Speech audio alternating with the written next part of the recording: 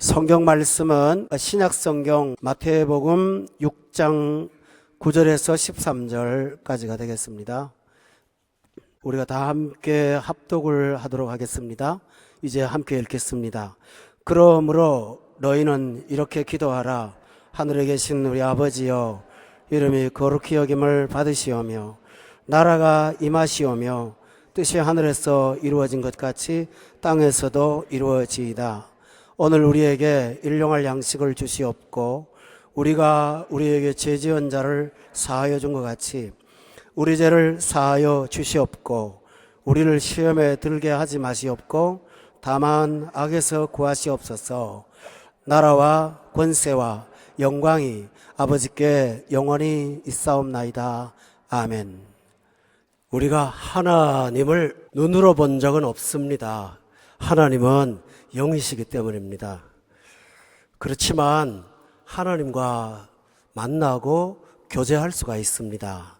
왜냐하면 하나님께서 당신을 이 성경이라는 말씀을 통해서 우리한테 보여주시고 있기 때문입니다. 잘 들어보세요. 보여주셨기 때문이 아니라 보여주고 계십니다. 현재형이죠. 그러므로 하나님은 우리에게 말씀을 하시는 하나님입니다. 그래서 하나님의 이름을, 예수님의 이름을 말씀이라고까지 표현을 합니다. 그런데 하나님은 말씀만 하시는 분이 아니고 듣기도 하십니다. 어쩌면 하나님은 말씀하신 것보다 듣기를 더 많이 하십니다. 오늘 많은 사람들은 말을 듣기보다는 내 속에 있는 말을 하고 싶어 합니다. 그래서 저를 포함해서 우리 모두가 내 속사정을 좀 들어줄 사람, 이런 사람을 많이 찾고 있죠. 근데 하나님은 우리의 말을 들어주십니다. 그런데 하나님께서 아무 말이나 듣는 것은 아니고요. 하나님은 기도라는 형식을 통해서 말씀하기를 원하십니다. 그래서 우리에게 기도라는 수단을 주셔서 히브리서에 보면은 우리가 하나님 앞에 기도할 때는 하나님의 보좌 앞에 나아가는 방법이라고까지 말을 했습니다. 따라서 기도하면 그 장소가 어디에서든지 하나님과 교통, 커뮤니케이션이 가능하게 된 것입니다. 그런데 기도에도 하나님께서 들으실 만한 기도가 있고 그 다음에 하나님께서 듣기가 불편하신 기도가 있습니다. 이방인들이라고 성경에 기록되어 있는데요. 이방인들이 하는 기도는 하나님께서 큰 기도로 말씀하지 않고 독백이라고 말씀을 하십니다. 그런데 하나님은 기도를 들으실 때 하나님께서 원하는 기도를 듣기를 원하십니다. 그래서 예수님을 통하여 이렇게 기도하면 좋겠다 하고 가르쳐 주신 기도가 있습니다. 그 기도가 바로 주 기도입니다. Lord Pray죠. 주께서 가르쳐 주신 기도라는 뜻입니다. 이 주기도문은 내용상 핵심에 해당이 되기 때문에 이 주기도문 하나하나에다가 그 틀을 잡고 내가 하고 싶은 얘기를 구체화시킨, 소위 말하면 살을 붙이면 하나님은 우리의 기도를 기뻐 받으시도록 그렇게 기도를 가르쳐 주셨습니다. 저는 개인적으로 주기도문을 제대로 연구한 게 10수년 전인데 요번에 다시 연구하면서 전혀 다른 감흥으로, 느낌으로 또 실제로 다가왔습니다. 주기도문이 너무 영광스럽다 하는 것을 저는 경험을 했습니다. 그리고 또 하나는 주기도문이야말로 우리 인간이 필요한 모든 것들을 담고 있다는 것을 발견했습니다. 우리가 하나님 앞에 내 방식대로 구한다고 하면 우리는 어떤 부분만 구하지 어떤 부분은 구하지 않을 겁니다. 그런데 주기도문은 하나님에 관계된 것도 기도하게 하고 나에 관계된 것도 기도하게 하고 이웃과 관계되는 것도 기도하고 내 필요에 육체에 필요한 것도 기도하고 영혼에 필요한 것도 기도하고 문제를 일으킨 다음에도 기도로 해결할 수 있도록 도와주심으로 인해서 주기도문은 가장 완벽한 균형을 갖고 있기 때문에 이 주기도문을 통해서 기도하면 우리가 굉장히 건강한 사람으로 자라날 수가 있다는 것을 보았습니다. 이 주기도문은 지난 시간까지 제가 강의를 하면서 오늘 말씀까지 들어와서 오늘 이제 마지막이 되겠는데, 오늘 내용은 이 주기도가 가로 속에 갇혀 있습니다. 가로 열고 가로 닫고 해놨죠? 그 부분이에요. 다 같이 한번 해볼까요? 거기 시작. 권세와 영광이 아버지께 영원히 있사옵나이다. 이 가로는요, 어떤 사본에는 이 가로의 내용이 없다는 거예요. 그래서 원문으로 보기에는 좀 신빙성이 부족하다라고 할 때 이렇게 가로를 갖다 해놓습니다. 여러분이 주로 가지고 계신 영어 성경 가운데 그 버전이 New International 버전이라고 해서 약자로 NIV라고 하는 성경 있죠? 아마 대부분 다 그거 가지고 있을 거예요. 근데 그 성경에는 요 구절이 아예 없습니다. 빼놨어요. 그런데 한글 성경은 그 NIV라는 성경을 갖고 번역하지 않고 KJV라고 하는 킹 제임스 버전이라고 하는 성경의 고대역이 있습니다. 원문에 가장 근접한 성경인데요. 그 성경을 갖고 번역을 참고했습니다. 그래서 그 성경에는 이 가로 내용이 가로 빼고 그대로 되어 있습니다. 가로도 아예 쓰지 않고. 그렇지만 사본이 AD 1세기부터 3세기 고까지의 사본에는 이 가로가 없고요. AD 400년 4세기부터 나오는 사본에는 이 가로의 내용이 등장을 합니다. 그래서 대부분의 학자들은 이 가로는 성경의 원문상에도 없는 거고 또 예수님이 가르쳐 주신 것도 아닌데 초대교회 AD 400년경에 초기 기독교인들이 아마 갖다 붙인 사본에다가 갖다 붙인 것을 기독교가 그대로 받았다라는 것을 정설로 여기고 있습니다. 제가 이렇게 이 부분을 학자들이나 알아야 될 것들을 장황하게 설명하는 까닭이 있습니다. 오늘 본문은 기도가 아닙니다. 주기도문은 가로 전까지 끝나고 이 부분은 주기도가 끝난 다음에 고대 AD 4세기 초기의 기독교인들은 기도하고 나면 반드시 찬송을 불렀어요. 유대인들도 기도하고 나면 찬송을 불렀고요. 예수님이 여러분 아시죠? 제자들하고 겟세마네 동산에서 마지막 만찬하신 다음에 겟세마네 동산을 올라갈 때 찬미하며 올라가셨거든요. 그러니까 고대의 사람들의 기독교 전통은 뭐냐 하면 기도로 그냥 마치지 않고 기도하고 나면 꼭 영광의 하나님을 찬송하면서 올라갔는데 그 찬송의 대목이 바로 여기에 나온 겁니다. 따라서 이 오늘 말씀 듣는 대목은 기도가 아니고 찬송입니다. 우리가 주기도문을 암송하면서 주기도를 드리잖아요. 그러면 우리는 기도와 동시에 찬송도 함께 하는 것입니다. 한번 여러분 생각해 보세요. 오카노 목사님의 글을 제가 인용해 드릴게요. 그 목사님 그러대요. 달라 실컷 달라 해놓고 그냥 가기가 좀 뻘쭘하다는 거예요. 좀 그런 것 같아요. 그래서 찬양을 하고 가면 얼마나 좀 보람되냐요. 뻘쭘이라는 단어는 제가 쓴 거고요. 목사님은 어색하다고 하셨어요. 어색하죠, 그죠? 달라 해놓고 그냥 가버리면 좀 그렇잖아요? 그런데 하나님을 찬송하고 가면 좀 뭔가 좀 마무리를 지은 것 같다는 그런 느낌이 온다고 해요. 그러나 여러분, 주일날 예배 드리거나 성경 공부하고 은혜 받으면 성도들이 나갈 때 보면요, 여러분들 입술에서 찬송가를 흥얼흥얼 하는 걸 제가 많이 봅니다. 찬양을 부르고 싶잖아요, 그죠?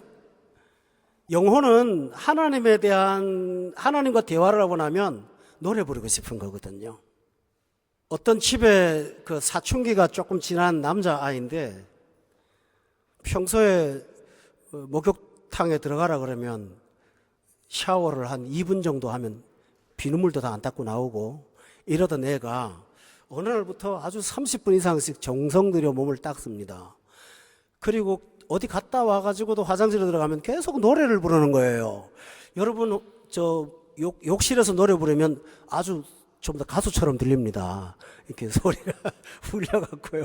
그러니까 찬송을 하는데 아빠가 물어봤어요. 너 뭐 기분 좋은 일 있냐? 물어봤더니 말을 안 하면서 얼굴이 뻘개집니다. 너 여자친구 생겼지? 그랬더니 그렇다고 해요. 사람이 기분 좋으면 노래 부르고 싶습니다.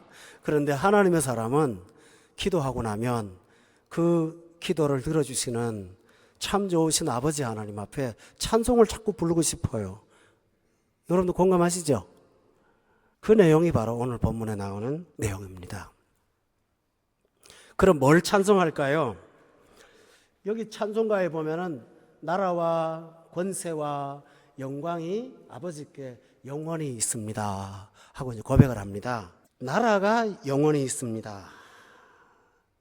이게 어떤 뜻일까요? 여기서 말하는 나라는 이 땅을 말하는 게 아니고 하나님이 나를 지배하는 상태를 말합니다. 하나님이 나를 지배하시니까 내가 너무 행복해. 내가 예수를 믿고 자아가 나를 지배하지 않고 내 욕심이 나를 지배하는 것도 아니고 세상의 어떤 유행이 나를 끌고 다니는 것도 아니고 어떤 강요에 의해서 끌고 다니는 것이 아니라 너무 좋으신 전능하신 왕, 이 만군의 왕이, 평화의 왕이 내 심령을 지배하고 있을 때 그 마음은 이렇게 말하고 있어요. 바울 사도가 하나님의 나라는 먹는 것도 아니고 마시는 것도 아니고 한번 따라해 볼까요? 의와 평강과 희락이라.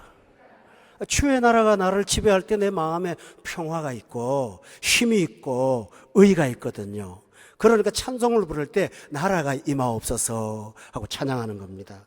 여러분이 아마 1990년도에 많이 불렀던 복음성가에 보면 그 나라에 대한 찬양이 있어요. 사막에 샘이 넘쳐 흐르리라. 압니까? 사막에 꽃이 피어 향내 내리라. 가사 보고요. 주님이 어디 갔나요? 다스리는 그 나라가 되면은 사막이 꽃동산 되리. 사자들이 어린 양과 뛰놀고 어린이들 함께 뒹구는 참사랑과 기쁨의 그 나라가 이제 속히 오리라. 아시죠? 한번 불러볼까요?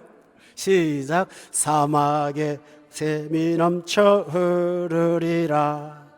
사막에 꽃이 피어 향내 내리라. 주님이 다스리는 그 나라가 되면은 사막이 꽃동산 되리. 사자들이 어린 양과 뛰놀고 어린이들 함께 뒹구는 참사랑과 기쁨의 그 나라가 이제 속히 오리라. 여러분, 주기도를 하고 난 다음에는 주님, 그 나라가 나한테 임하기를 원합니다 하고 찬양을 하는 거예요. 따라서 여러분도 찬송을 부르고 주의 나라가 내 영혼에 가득한 것을 향하여 하나님 앞에 찬미하며 사시기를 주의 이름으로 축원합니다. 두 번째로는 권세예요. 나라는 통치의 개념이라면 권세는 뭘까요? 그 나라가 갖고 있는 힘을 말하겠죠? 땅덩어리가 넓어도요, 권세가 없으면 힘이 없어요. 이 세계에도 보면은 나라의 영토는 작은데 감히 함부로 할 수 없는 강한 나라들이 많죠. 경제적으로 힘이 있다거나 군사력으로 힘이 있다거나 아니면 지리적으로 무슨 특별한 점이 있다거나 이럴 때 그 나라는 권세가 있는 거죠. 여러분, 하나님의 나라는 통치뿐만 아니라 권세가 있어요. 홍해 바다를 앞에 놓고 지팡이 하나로 홍해를 갈라지라고 소리를 치지도 않고 가르치기만 했는데 바다가 갈라지는 능력을 보면서 이스라엘 백성들은 하나님의 나라는 권세 있는 나라라는 것을 경험했겠죠. 보리떡 5개하고 물고기 2마리를 가지고 들판에 앉아있는 5,000명의 백성들이 배불리 먹고도 남는 것을 보면서 그들은 하나님의 나라의 권세를 경험했을 거예요. 도저히 바꿀 수 없는 사람이 예수님을 영접하고 구원받은 이후에 변화되는 사람들을 보면 사람이 저렇게 달라질 수 있는 것은 권세가 아니면 불가능하거든요. 따라서 우리는 찬송 부를 때마다 하나님의 권세가 영원 무궁합니다 하고 찬양할 수 있을 거예요. 병들어서 죽어가는 자녀를 예수님이 다가오셔서 치료하셨고 죽은 아이를 일으킬 때 그 부모가 할 수 있는 일은 뭘까요? 그 권세를 찬송하는 것이겠죠. 따라서 우리는 주기도문을 하고 난 다음에는 기도의 응답을 확신하면서 하나님 나라가 하나님의 응답이 이렇게 권세로 올 줄을 믿습니다 하는 고백을 하는 거예요. 그래서 권세를 찬송할 수가 있습니다. 바울 사도는 이런 말 했죠. 예수님을 표현하기를 저를 따라해 보세요. 내게 능력 주시는 자. 내게 능력 주시는 자가 예수님이라고 그랬어요. 권세 있는 분이라 그런 말이죠. 따라서 우리가 주기도문으로 찬양을 하고 나면 그 권세로우신 영광의 주님을 권세 있다고 찬양하게 될 줄로 믿습니다. 이것이 찬송입니다. 세 번째로는 영광입니다. 영광을 찬송합니다. 영광은 두 종류가 있습니다. 한 종류는 하나님이 보여주시는 영광이 있고 내가 경험한 영광이 있습니다. 하나님이 보여주시는 영광이란 뭘까요? 여러분 이사야서를 아세요? 거기 보면 이사야라는 선지자가 환상 중에 하나님의 보좌를 바라봅니다. 그런데 거기에 하나님의 영광이 나타났습니다. 빛난 보좌와 가득한 천사와 찬양과, 그렇죠? 그 놀라운 영광을 보면서 이사야는 하나님의 영광을 경험했습니다. 솔로몬 아십니까?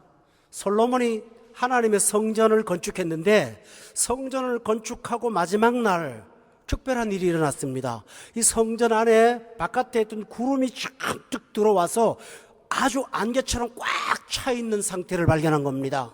그때 그는 이것은 하나님이 임재하신 영광이구나 하고 경험하면서 하나님의 영광이라고 표현했습니다. 또 있습니다. 스데반이라고 하는 집사님을 아십니까? 이분이 고난당하다가 순교를 하게 됐는데 예수님 복음 전하다가 돌 맞아 죽게 됐잖아요. 그런데 예수님께서 하늘을 열어서 하나님의 영광을 보여주셨습니다. 그래서 그 영광과 예수님이 서 계신 것을 보면서 그는 기쁨으로 순교할 수가 있었습니다. 이렇게 기도하고 주기도문으로 기도하는 사람은 하나님의 영광을 경험합니다. 또 있습니다. 사도 요한이라는 분 아세요? 예수님의 12제자 중에 한 사람이지요. 근데 이 사람은 반모섬이라고 하는 곳에 유배를 당했습니다. 그런데 거기서 하나님의 영광스러운 보좌를 환상 중에 볼 수가 있었습니다. 그는 그 영광을 요한계시록에다 전부 다 기록을 해놓았죠. 이렇게 하나님을 아는 사람들은 그 영광을 찬미합니다. 찬양합니다. 또 그뿐 아닙니다. 하나님의 영광을 아는 사람은 그 영광을 스스로가 찬양하고 드러내고 싶어 합니다. 여러분 베토벤이라는 작곡가는 너무 유명한 분이니까 잘 아시죠?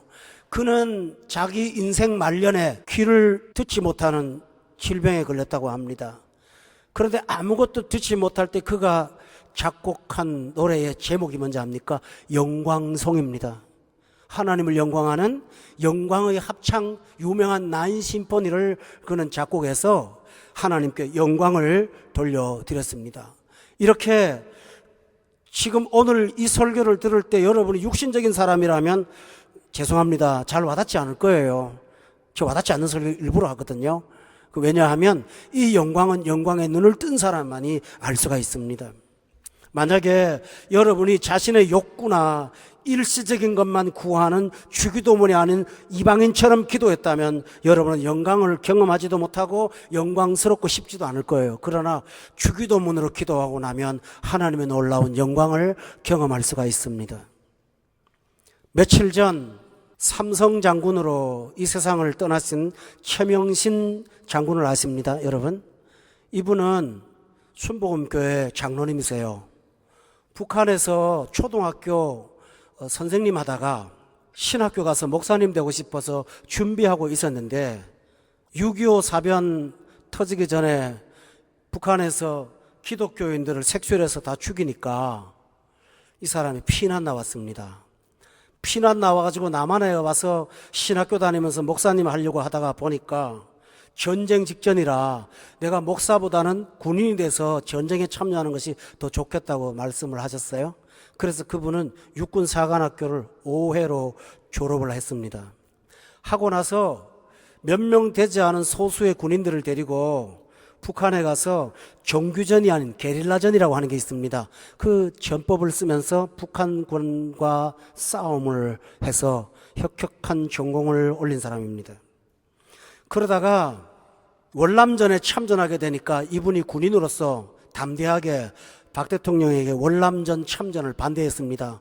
평화를 원한다고요. 그래도 국가가 정한 거라서 그는 따르기로 했는데 그를 6월 한국군 총사령관으로 돼갖고 월남에 가서 맹호부대를 지휘한 그런 일들을 하셨습니다. 그리고 한국에 돌아와서 박 대통령이 유신 헌법을 개정할 때 이분은 극구 반대해갖고 그 때문에 별을 내게 달지 못하고 중장으로 제대를 했습니다. 그리고 난 다음에 그리스와 브라질과 스웨덴 대사를 거쳐서 돌아가셨습니다. 한국 와서 나머지 여생은 복음을 전하며 간증하는 데 일생을 바친 아주 유명한 분입니다. 그런데 이분이 돌아가시기 얼마 전부터 나하고 같이 싸운 전우들이 국립묘지에 5,000명 가까이 있는데 나는 장군의 묘역에 묻지 말고 내가 죽거들랑 사병들의 묘역에다가 묻어달라고 유언을 했어요. 이분이 돌아갔으니까 그 사모님께서 권사님이신데 장로님을 장군 묘역이 아닌 일반 묘역에다가 묻어달라고 국방부에 요청을 했더니 국방부에서 아주 난색을 표명하면서 그런 사례가 없다고 그렇게 말씀했대요. 그런데 아주 부탁을 하니까 청와대에서 특별 허가가 떨어져 갖고 이틀 전에 이분을 국립묘지에 병사들 묘 앞에다가 묘비도 똑같고 크기도 똑같은 자리도 똑같은 그 자리에다가 안치를 했다고 합니다. 이분이 유명한 말을 했습니다.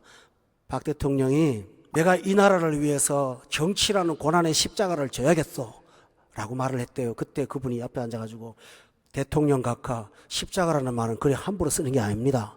그건 예수님만 지는 겁니다. 이렇게 말을 할 수 있었던 참 귀한 분입니다. 평생을 국가를 위해서 헌신하고 죽음 앞에서도 자기 자신을 내놓은 이 모습들을 보면서 그 패튀김이라고 하는 가수 있잖아요. 어떤 분은 이름은 패치고 성은 튀김이라고 하더군요. 이분한테 찬송을 부탁했대요. 그랬더니 평소에 좋아하던 찬송 내 영혼이 은총 입어 그 찬양을 동작동 국립묘지에서 불렀다고 기독교 신문에서 제가 봤어요. 여러분 목사가 되고 싶었던 한 분인데 군인이 되어서 한국전쟁, 월남전쟁 다 참여하고 가장 혁혁한 공을 세워서 태국 무공훈장이라는 최고의 훈장을 받았지만 그 훈장보다는 하나님의 훈장을 받기를 원하고 죽어서도 일반 묘역에 묻혀있는 초라한 모습으로 돌아간 그 사람이야말로 정말 하나님의 나라와 영광과 권세를 드리는 평신도라고 저는 믿습니다. 찬송이란 뭘까요? 곡조가 없어도 그분의 삶이 찬양이 아니었을까요? 수많은 사람들한테 감동을 주는 것처럼 여러분도 주기도문을 통해서 이와 같은 찬송이 있기를 주의 이름으로 축원합니다. 두 가지만 더 말씀드릴게요. 그 찬송에는 시간이 있습니다. 영원히 있사옵나이다 라고 말합니다. 우리 한번 따라해 볼까요? 영원히 있사옵나이다. 이 세상 어떤 것에 영원이라는 단어를 쓸 게 있을까요? 모든 것은 왔다가 다 갑니다. 그런데 하나님의 나라의 것은 전부 영원한 것입니다. 그러므로 찬송을 부를 때 영원합니다, 영원합니다, 영원합니다 하고 찬양할 수가 있습니다. 저는 오늘 여러분들 가운데 부모님이 예수 믿어서, 여러분도 예수 믿은 분이 계시고요, 여러분이 예수 믿어서 후손들이 예수 믿을 분도 또 있겠죠. 이렇게 대대손손 믿음의 가문으로 계승하다가 주님 오신 날까지 그 가문이 더욱더 퍼지고 번성하게 된다면 그것이 바로 뭘까요? 주 안에서 영원한 것입니다. 따라서 여러분도 주기도문을 하고 이와 같은 찬양으로 하나님 앞에 찬송하시는 생을 살기를 바라는 거예요. 마지막으로 이 주기도문의 가장 중요한 대목 중에 하나는 끝에 아멘입니다. 따라해 볼까요? 아멘. 아멘이 한국말 같죠? 아멘은 한국말이 아니고요, 만국 공통어입니다. 아멘은 히브리어입니다. 구약의 성도들이 아멘, 아멘 했습니다. 신약에 보면 이 아멘은 예수님께서 중요한 말을 할 때 내가 진실로 너에게 이르노니 그렇잖아요. 그때 내가 다음에 진실로가 아멘입니다. 헬라말로 하면, 헬라말로 나는 에고거든요. 에고하고 아멘, 아멘. 예수님이 말씀하실 때 에고, 아멘, 아멘. 아이고, 아멘, 아멘이 아니고 에고, 아멘, 아멘. 그렇게 하셨습니다. 아멘이라는 뜻은 진실합니다, 확고부동해요, 절대로 그렇습니다 하고 기도하고 난 다음에 확신을 고백하는 것입니다. 여러분 기도하고 난 다음에 될까요? 안 될까요? 그게 아니고 기도했으니 하나님께서 분명히 이루어 주실 것을 믿어 의심치 않습니다 하고 아멘 하는 거예요. 따라서 여러분은 주기도문은 신앙의 고백으로 출발했잖아요. 하늘에 계신 우리 아버지요 하고 고백했잖아요. 그리고 주기도문은 신앙의 고백으로 마감하는 거예요. 그렇게 될 줄을 믿어요. 아멘. 하늘에 계신 아버지, 하나님이 하실 줄을 믿어요. 아멘. 그래서 고린도후서 1장 20절에 보면 그런즉 그로 말미암아 우리가 그리스도 안에서 얼마든지 하나님의 약속은 예가 되니 우리가 아멘 하여 하나님께 영광 돌린다 라고 했어요. 여러분의 인생은 항상 아멘 인생이 되시기를 주의 이름으로 축원합니다. 어떤 분이요, 네덜란드에 가서 NGO 연구를 했어요. NGO가 뭔지 아시죠? 비정부 기구들을 말합니다. 맞죠? 근데 NGO 운동을 하다가 보니까 항상 정부가 하는 일을 반대하는 것만 하게 되더라는 거예요. 근데 이게 있대요. 정부가 하는 일을 반대해갖고 못하게 하는 것까지는 좋은데 그것 때문에 손해를 보는 사람이 또 있다네요. 피해를 보는 사람들이. 정부가 하는 일을 하지 말라고, 예산을 함부로 쓰지 말라고 막았더니 그 예산을 써서 먹고 살아야 되는 가난한 사람들이 피해를 보더라는 거예요. 그래서 그는 그때부터 네덜란드는 NGO 운동을 하지 않고 MPO 운동을 했다고 그래요. MPO 운동은 뭐냐 하면요, 이런 거예요. 폐유를 갖다가 바다에다가 막 갖다 버리는 그 회사에다가 그거 폐유를 버리지 말라고 반대만 하지 않고 폐유를 버리는 회사에다가 비싼 돈으로 그 기름을 흡착하는 그 흡착포가 있는데 그걸 사가지고 그 회사에다 갖다 주면서 버리지 말고 여기다가 적셔달라고. 그리고 나면 적셔진 이 폐유 덩어리 이 헝겊을 다시 그 NPO 단체들이 사요. 그걸 도로 갖고 와서 그걸 짜서 그 안에 있는 그리세린을 발췌해 갖고 되파는데 항상 마이너스라네요. 그렇지만 그렇게 함으로 인해서 공장도 살고 폐유도 안 버리고 국가도 사는 그런 일들을 하면서 NGO가 점점 MPO로 바뀌고 있는 세상이라고 그래요. 여러분 이게 바로 뭘까요? 아멘 하는 인생인 거예요. 우리 기독교인들이 정의에 불타는 건 좋지만 잘못하면 국가가 하는 일을 반대만 하다가 모든 것을 안 되게 만들 수가 있어요. 그러나 아멘 하는 사람은 긍정하는 거예요. 여기서 서로 살 수 있는 상생의 비결이 뭔가를 찾아갈 때 이게 바로 아멘이지요. 오늘 여러분이 신앙을 고백하면서 주기도문은 끝으로 분명히 그렇게 될 것을 확신합니다. 부정하는 사람이 아니에요. 그러므로 아멘 하는 사람은 아주 긍정의 사람이 될 수가 있다는 사실을 믿으세요? 우리 따라합시다. 아멘. 옆에 분들 보고도 한번 따라합시다. 같이 보면서 아멘 합시다. 그래 해보세요. 시작. 그렇습니다. 성도 여러분, 오늘 주기도문 긴 강해를 마치면서 여러분은 꼭 기억하십시오.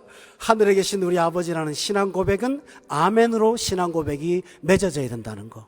그래서 힘들고 어렵지만 새벽에 나가서 기도하거나 언제나 기도할 때마다 하나님, 이 환경은 참 어렵지만 하나님이 하실 줄을 믿습니다 하고 아침에 아멘 하고 출발하시는 거예요. 밤에 잘 때도 하나님, 오늘 하루 동안 미진한 일도 많고 못다 이룬 일도 많지만 하나님이 잠자는 동안 해결해 주실 줄을 믿어요. 아멘 하고 자는 거예요. 근데 많은 분들이 노멘 하고 잔단 말이에요. 그러지 말고 아멘 하고 자는 거예요. 아멘. 자녀들이 뭔 말할 때 엄마는 네가 뭐 그러지 말고 아멘 하면서 받아들이는 것이죠.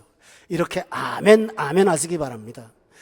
따라서 그렇게 할 때 하나님께서 여러분의 신앙에 아멘을 절로 나올 수 있도록 경험하게 해주실 거 믿습니다. 기도하겠습니다. 사랑 많으신 하나님, 우리가 아멘 하는 사람으로 살게 도와 주시옵소서. 어떤 일이 일어나더라도 주기도문의 문구 안에 들어가서 우리의 답답한 내용을 다 고백하고 아멘 하면서 나와 아멘을 경험하고 체험하는 귀한 성도들 되게 하여 주시옵소서.